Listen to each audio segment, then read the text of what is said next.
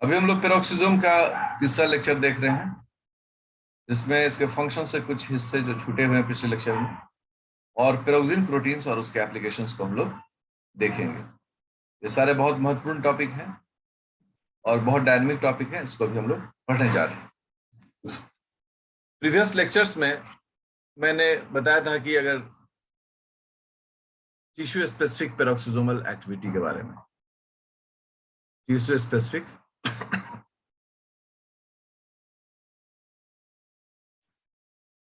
पेरोक्सिसोमल enzymes,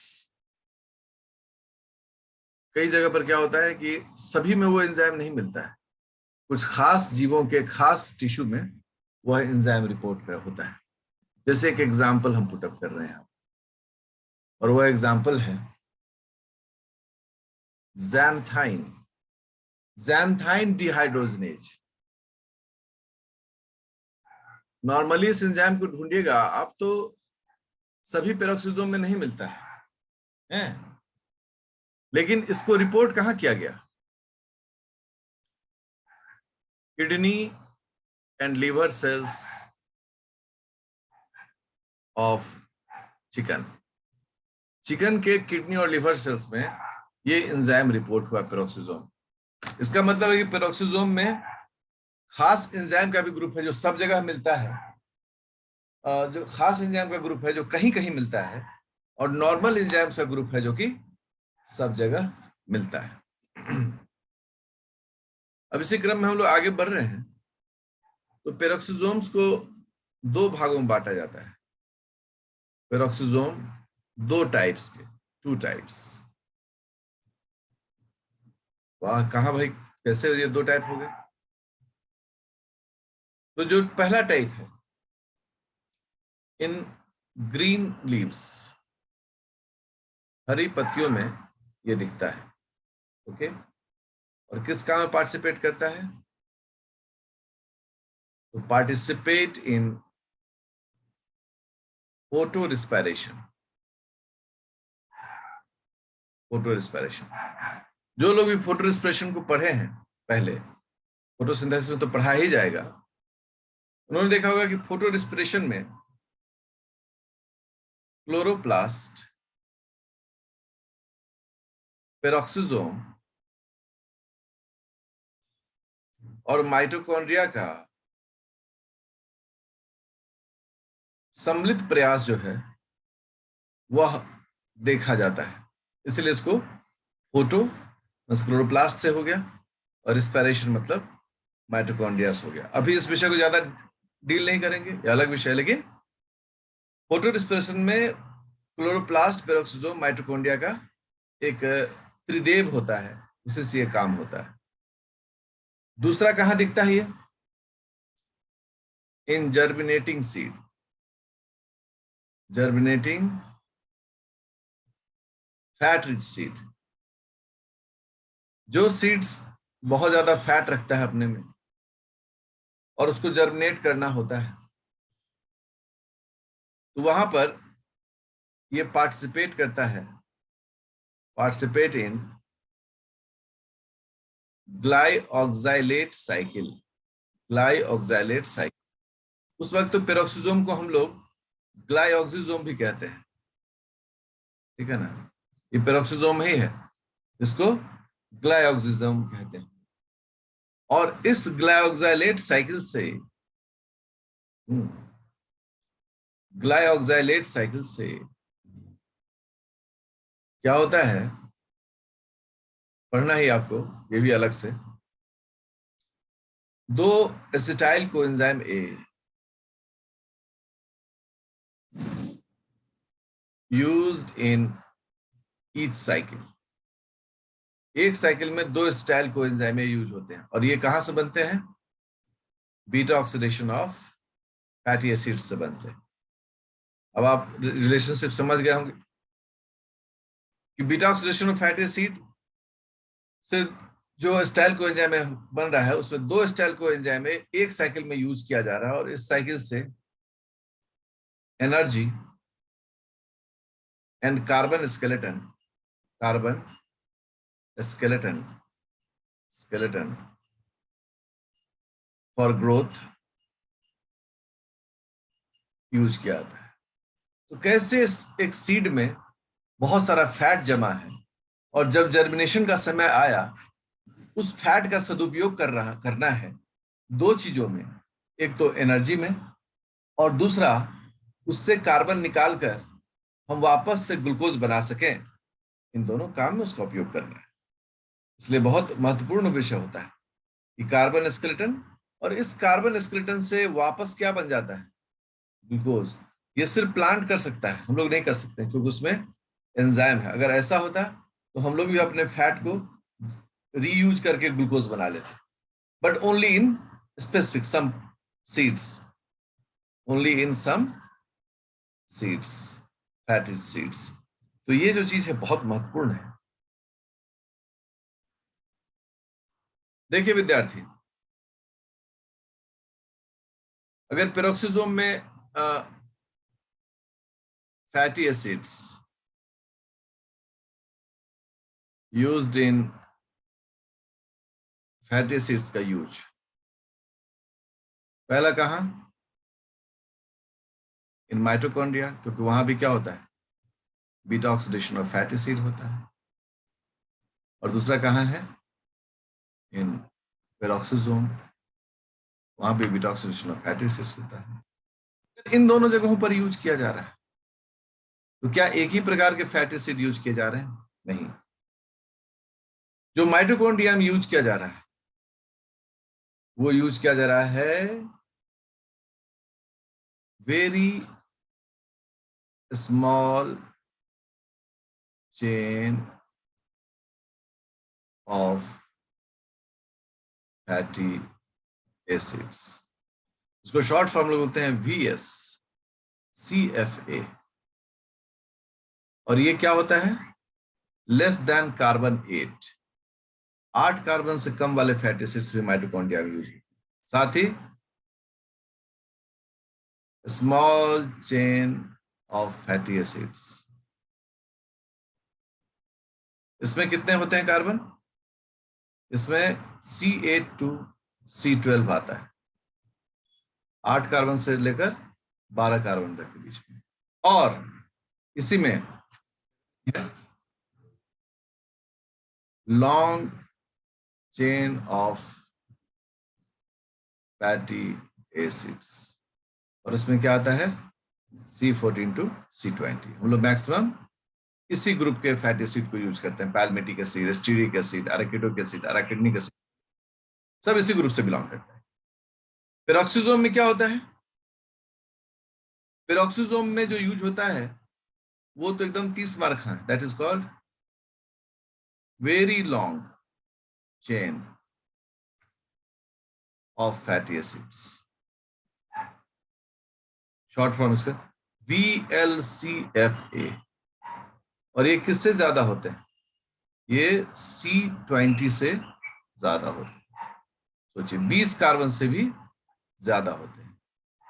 तो mitochondria में लगभग 20 कार्बन तक वाले सभी अमीनो एसिड फैटी एसिड्स का यूज हो जाता है, लेकिन पेरोक्सिसोम में 20 से ऊपर वाले फैटी एसिड्स ही यूज्ड होते हैं। यहां कहता है कि जो स्टाइल कोएंजाइम ए है ना, इसका 2 काम में उपयोग होता है। पहला, टू गेट कार्बन माइटोकॉन्ड्रिया में, और दूसरा to produce ATP,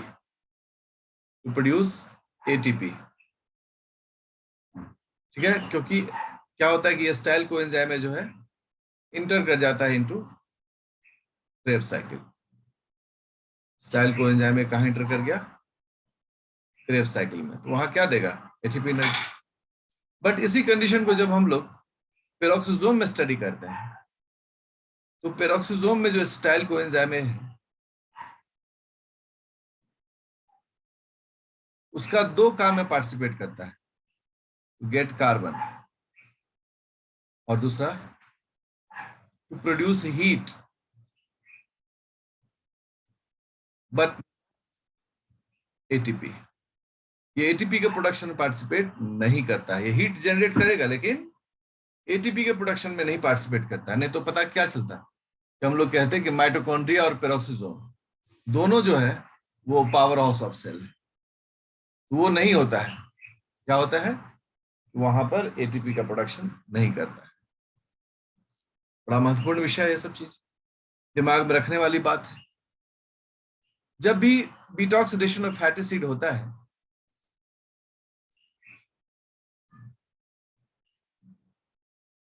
fatty acids जब होता है तो एसिटाइल कोएंजाइम के अलावे दो हाइड्रोजन डोनर भी इसमें प्रोड्यूस होते हैं। एक होता है FADH2 and NADH plus proton. ये दोनों बाय प्रोडक्ट्स होते हैं, ठीक है। अब ये दोनों तो हाइड्रोजन डोनर है, इनका हाइड्रोजन का क्या काम करना है, तो देखिए पेरोक्सिसोम कैसे व्यवस्था करती है, इसको यूज कैसे करता है।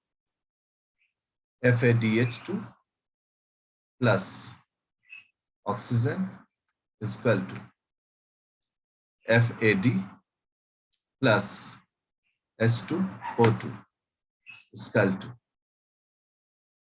कैटलेज से H2O plus half molecule oxygen.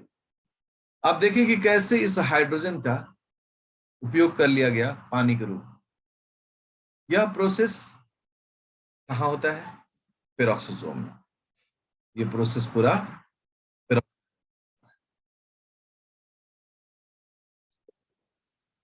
What about NADH plus proton,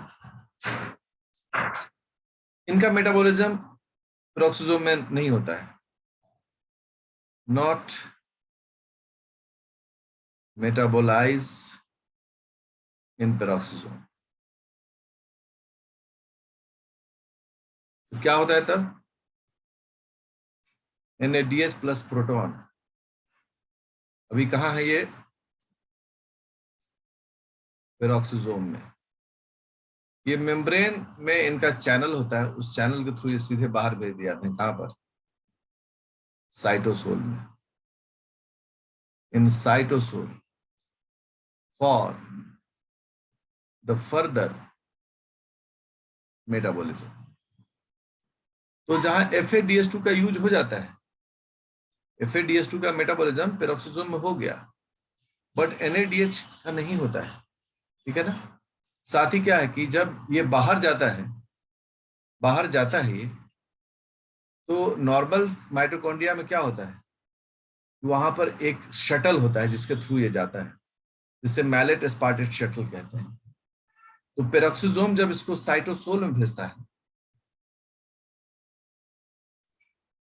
तो देखिए यहां पर हम कैसे बता रहे हैं, ठीक है। मैं रादर एक डायग्राम से बताता हूं, ठीक है। इसको हटा देते हैं।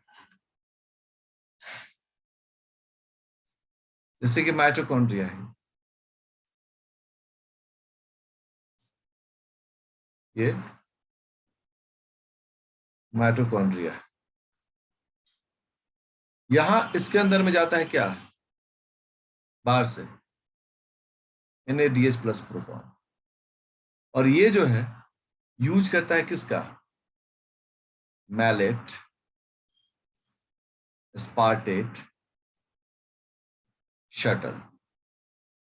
तो माइटोकॉन्ड्रिया NADH को अपने अंदर लाने के लिए मैलेट एस्पार्टेट शटल करता है, लेकिन पेरोक्सिसोम अपने अंदर से बाहर निकालने के लिए कोई शटल का यूज नहीं करता है।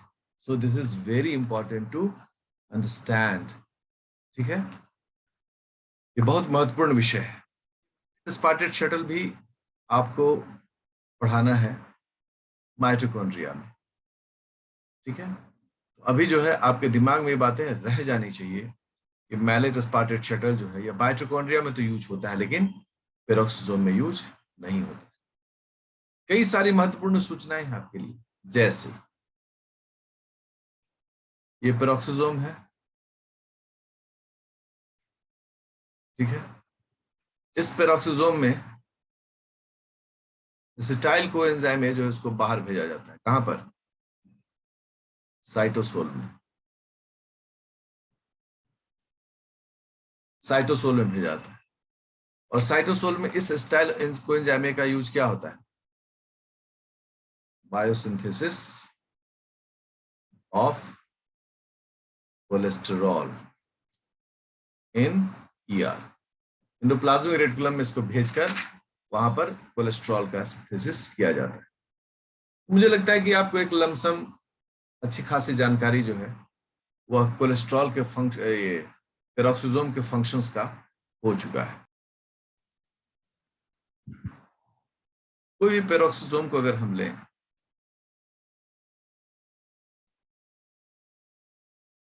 ये एक पेरोक्सिसोम, तो ये सिंगल लेयर्ड मेम्ब्रेन, जैसे माइटोकॉन्ड्रिया इस समय क्या देखते थे कि डबल लेयर्ड मेम्ब्रेन होता था, आउटर मेम्ब्रेन, इनर मेम्ब्रेन। यहां है कि एक ही मेम्ब्रेन है, आउटर इनर की बात नहीं है, एक ही मेम्ब्रेन है, सिंगल मेम्ब्रेन है चारों तरफ से। अंदर में जो है वो है मैट्रिक्स। यहां पर बहुत सारे एंजाइम मौजूद है। ये बाहर क्या है? साइटोसोल। ये एक कॉन्फ़िगरेशन है। अब क्या होता है कि जो प्रोटीन्स है वो इस मेम्ब्रेन में भी प्रोटीन है ना, और इसके अंदर में भी प्रोटीन्स, एंजाइम्स हैं, पढ़ किया सब लोग। तो मिलाकर दोनों जगह है प्रोटीन, मतलब मैट्रिक्स में भी प्रोटीन है और मेम्ब्रेन में भी प्रोटीन। जब दोनों जगह की प्रोटीन की बात आती है तो पेरोक्सिसोम खुद तो अपना प्रोटीन बनाता नहीं, ठीक है ना। ये तो पेरोक्सिसोम है, खुद तो अपना प्रोटीन ये बनाएगा नहीं। तो इसका स्रोत क्या होता है? तो स्रोत में जब हम लोग देखते हैं तो एंडोप्लाज्मिक रेटिकुलम जो है वह देता है मेम्ब्रेन प्रोटीन। मेम्ब्रेन प्रोटीन कौन देता है? Endoplasmic reticulum. और साइटोसोल जो है वह देता है matrix protein. Matrix proteins, matrix में जितना प्रोटीन्स है वो सारा प्रोटीन का सप्लाई कौन करता है? साइटोसोल करता है। मतलब कि एकदम क्लैरिटी में है कि पेरोक्सिसोमल मेम्ब्रेन का जितना प्रोटीन है वो सभी एंडोप्लाज्मिक रेटिकुलम के में बनेगा और वहां से इसको प्राप्त होगा। जबकि साइटोप्लाज्म में जो प्रोटीन्स बनते हैं वो प्रोटीन्स भेजे जाते हैं कहां पर? मैट्रिक्स ऑफ माइटोकॉन्ड्रिया में। अब जो साइटोप्लाज्म है उसमें तो ऐसे बहुत सारे फ्री राइबोसोम्स होते हैं और ये फ्री राइबोसोम्स पर एमआरएनए आके बाइंड कर जाता है और फिर वहां पर प्रोटीन सिंथेसिस होता है।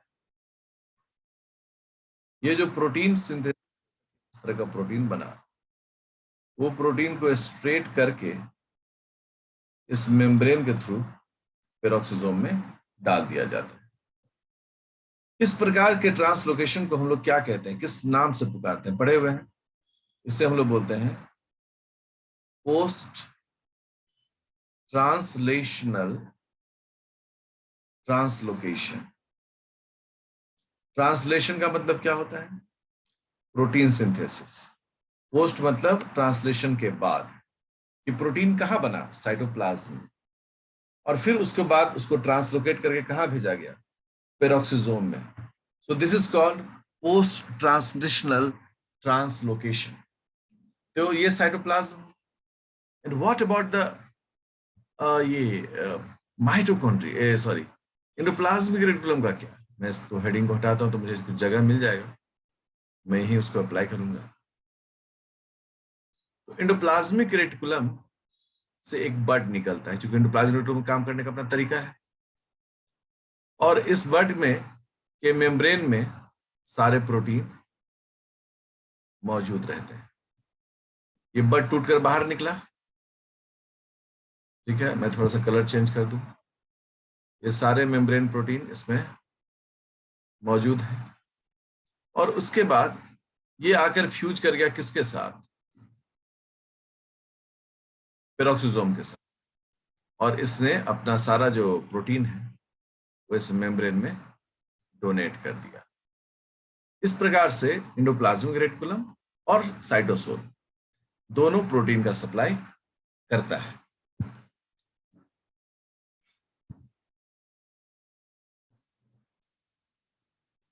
अब क्या है कि जो प्रोटीन पेरोक्सिसोम में आएगा, ठीक है ना, ये एन टर्मिनल है और ये उसका सी टर्मिनल। उन प्रोटीन्स पर कुछ खास तरह के सीक्वेंस मिलते हैं, जैसे देखिए,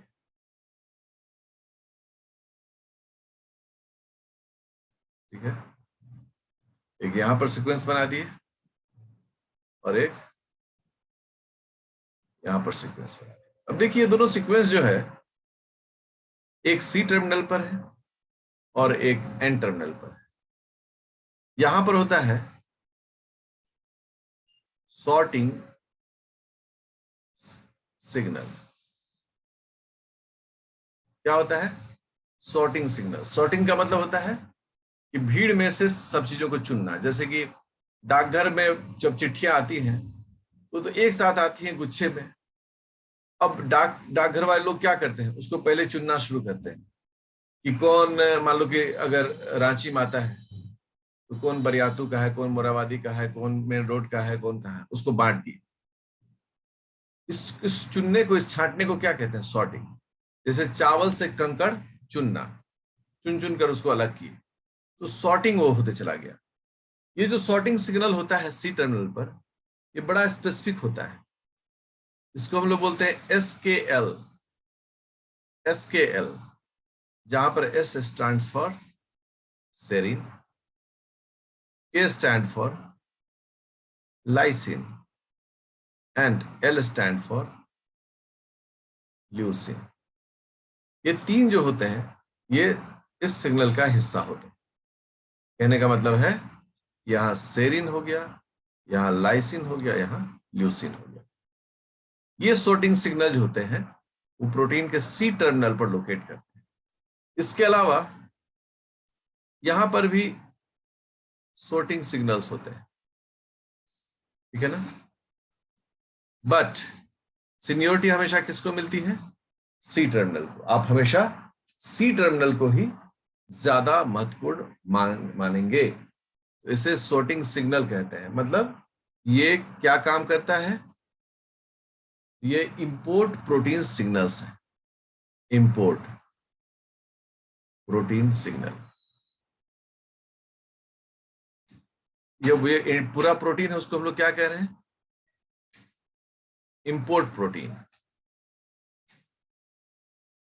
मतलब ये प्रोटीन जो है इंपोर्ट क्वालिटी का प्रोटीन है, जो कहां से आ सकता है? ER और साइटोसोल से आएगा। और इस प्रोटीन का ये सिग्नल है जिसे हम लोग कहते हैं। जो प्रोटीन्स होते हैं पेरोक्सिसोम में, पेरोक्सिसोमल प्रोटीन्स को हम लोग एक वर्ड में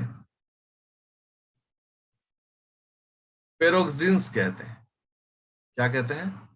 पेरोक्सिन्स। और इसे शॉर्ट फॉर्म में लोग पेक्स लिखते हैं। क्या लिखते हैं? पेक्स है। तो ये जो पेक्स हैं ये कैसे होते हैं, क्या काम होता है इनका, है ना।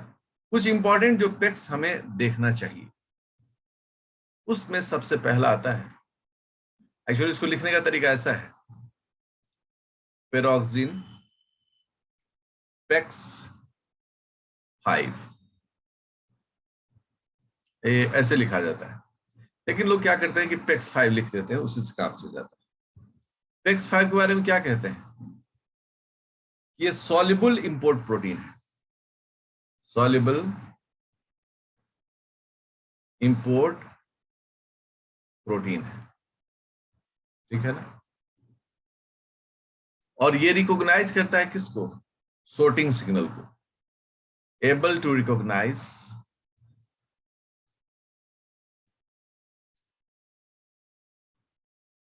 sorting सिग्नल को, और सब सिग्नल जानते हैं क्या है, SKL, इसको ये पहचान लेता है। और ये किस टर्मिनल पर होता है, at C terminal, at C terminal,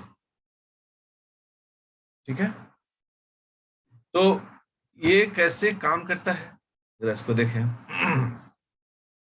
endoplasmic reticulum है, इससे एक बड बना, इस बड में कुछ भी प्रोटीन हो सकता है, ठीक है ना। ऐसे हम लोग दिखा रहे हैं कि भाई ऐसे प्रोटीन्स हैं इसमें, लेकिन ये जाएगा कैसे, ये कहाँ जाना है इसको, इसको जाना है पेरोक्सोसोम में। इसके लिए यहाँ पर एक सोर्टिंग प्रोटीन होता है, ऐसे करके, इसको हम लोग क्या बोलते हैं, PEX5।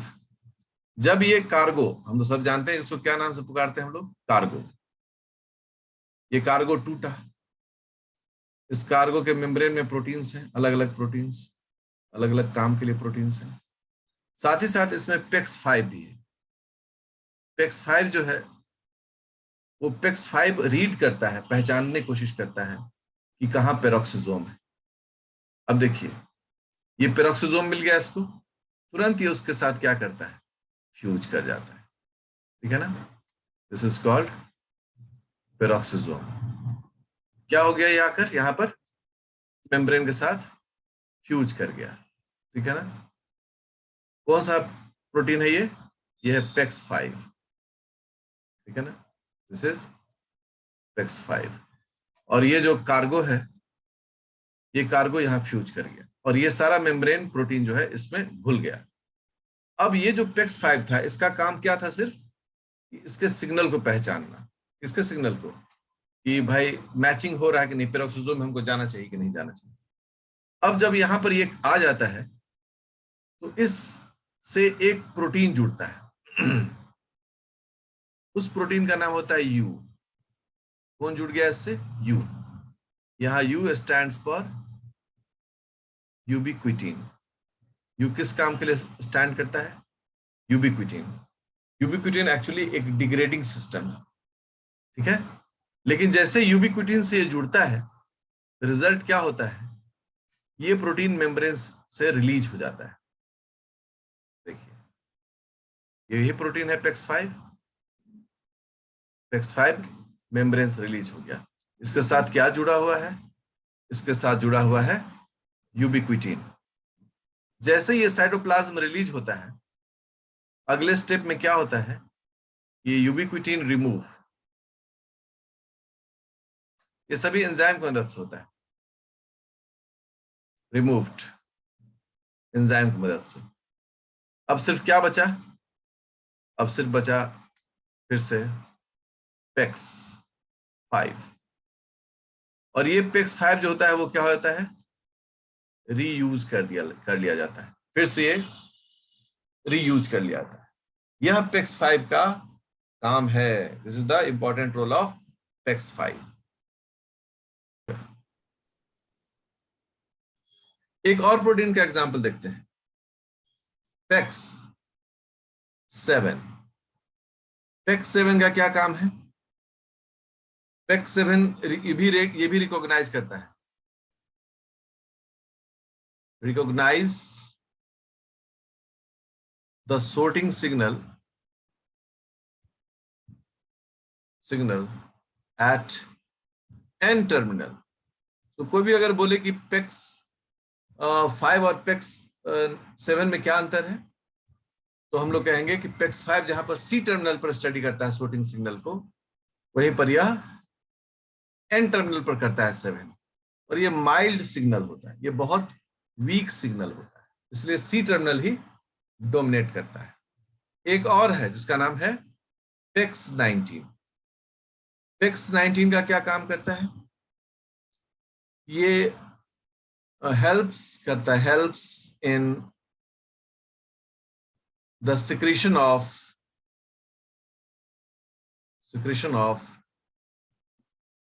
peroxisomal enzymes या proteins